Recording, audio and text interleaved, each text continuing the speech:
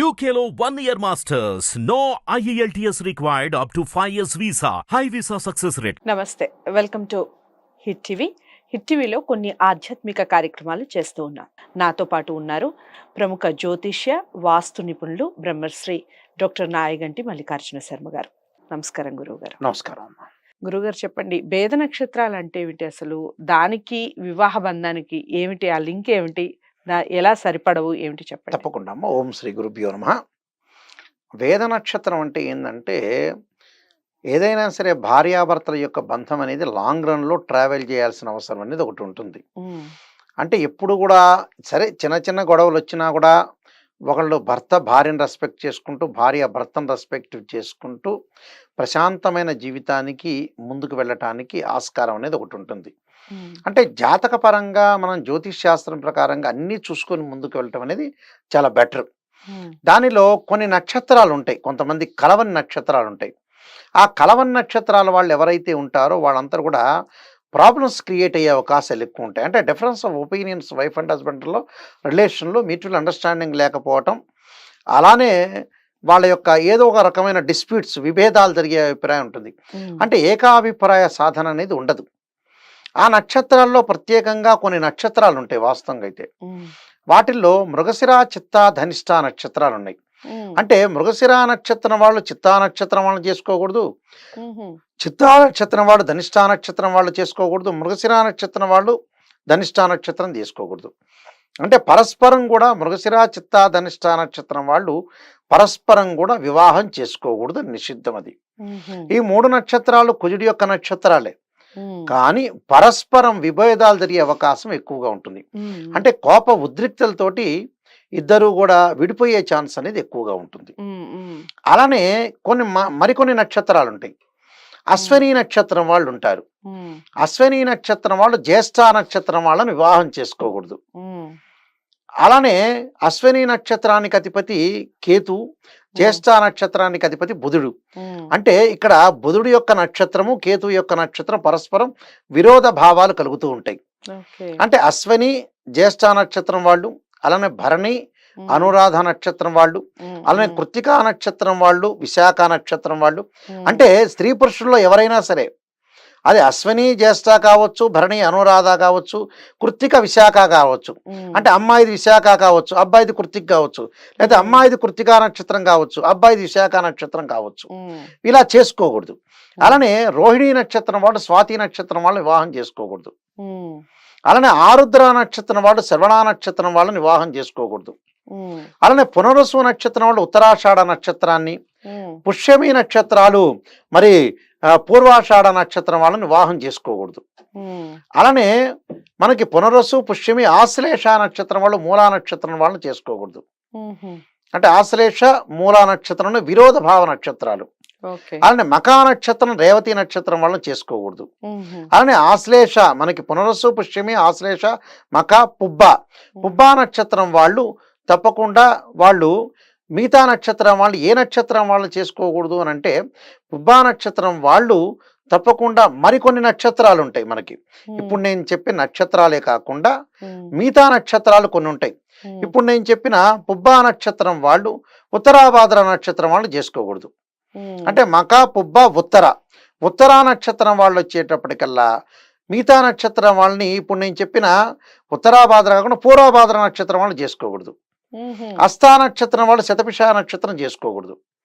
దీనికి కారణం ఏంటంటే, అశ్విని నక్షత్రం వాళ్ళు జ్యేష్ఠ నక్షత్రం వాళ్ళకి చేసుకోకపోవటానికి కారణం, అశ్విని నక్షత్రానికి అధిపతి కేతు, జ్యేష్ఠ నక్షత్రానికి బుధుడు అధిపతి.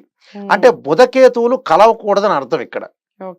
అంటే బుధకేతువులు కలిస్తే ఏంటంటే బుద్ధి వికసించి ఏం చేస్తారో వాళ్ళకి తెలియకుండా విడిపోయే సందర్భం ఎక్కువగా ఉంటుంది.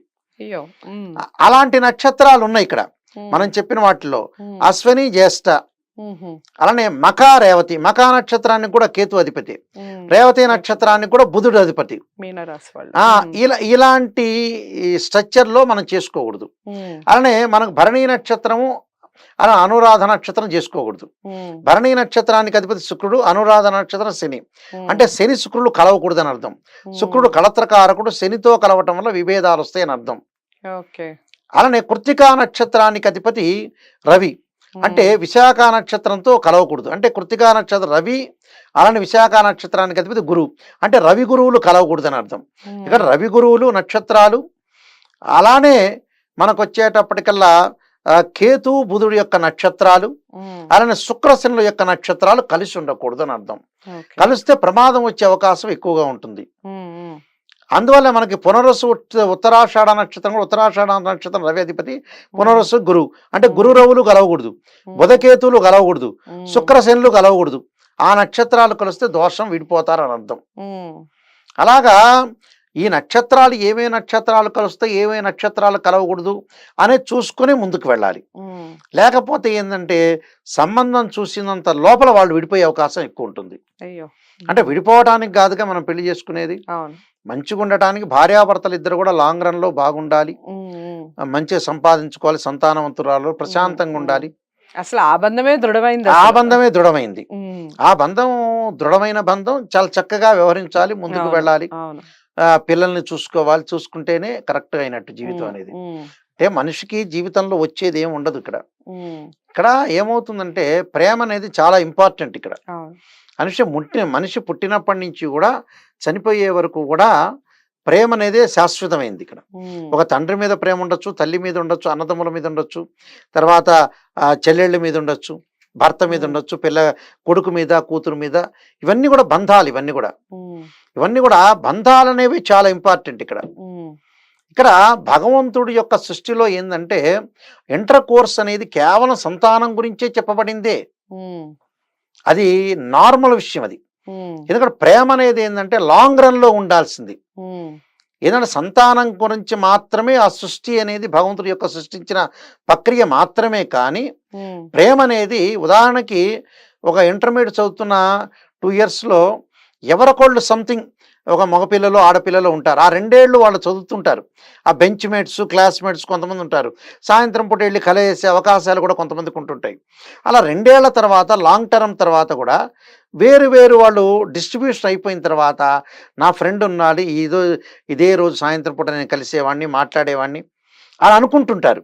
అంటే అది స్నేహము, ప్రేమ. ఇప్పుడు ఒక ఇంట్లో మనం రెంట్కున్నాం అనుకోండి, ఆ ఓనర్స్ తోటి బాగా రిలేషన్ ఉందనుకోండి, వేరే ఇంటికి వెళ్ళిన తర్వాత అయ్యో పలానా రిలేషన్ మనకు బాగున్నారని చాలా రోజుల పాటు అది గుర్తు తెచ్చుకుంటారు. అదొక రికగ్నైజర్ లాగా, అంటే మెమరీలో ఉంటుంది. అలానే ఫ్రెండ్షిప్ లో కూడా చాలా వాల్యూ ఉంటుంది. అదొక రకమైన ప్రేమ. భార్యాభర్తల యొక్క ప్రేమ అనేది మెయిన్ ఇంపార్టెంట్. సంతానం గురించి కాకుండా ప్రేమ, ఆసక్తి, అభిప్రాయం అనేది బాగా ఎక్కువ ఉండాలి. అంటే give respect and take respect. అంటే వైఫ్ అండ్ హస్బెండ్ రిలేషన్ పరస్పరం కూడా వాళ్ళు రెస్పెక్ట్ చేసుకోవాలి. ప్రేమ అనేది ఒకటి ఉండాలి. అంటే ఎలా ఉంటుందంటే భార్య అయినా భర్త అయినా బయటకు వెళ్ళిన తర్వాత ఎక్కడున్నారు ఏమిటని ఒక ఆతృత, యాంగ్జైటీ. బాబు స్కూల్కి వెళ్తాడో లేదా కాలేజీకి వెళ్తాడు, అబ్బాయి రాలేదు, అదంతా ప్రేమ. ఏంటంటే భగవంతుడి యొక్క సృష్టిలో ఏంటంటే ప్రేమే చాలా ఇంపార్టెంట్ ఇందులో.